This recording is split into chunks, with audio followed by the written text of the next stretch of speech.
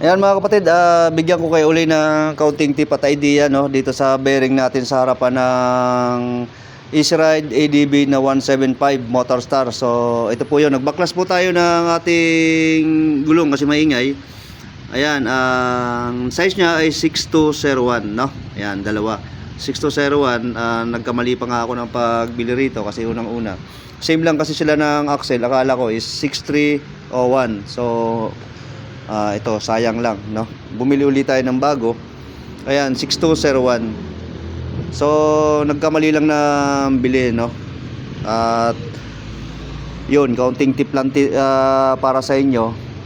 Kung halimbawa na may magpapalit, 6201 po ang ating kasukat na gulong dito sa ating Easy Ride 175 ADB na Motorstar. So yun lang mga kapatid, kaunting tip lang. Sa likod mga kapatid, di pa natin alam yun kung ano ang size niya doon sa kanyang swing arm, ano, baka kasi may magtanong, wala pa po akong idea doon, di pa po ako nakakapagbaklas o wala pa pong nagpapagawa sa akin ng pagpapapalit ng bearing doon sa swing arm noon. So antabayanan na lang po natin kung halimbawa na may magpagawa uli kagaya po nito na ipinagawa, no?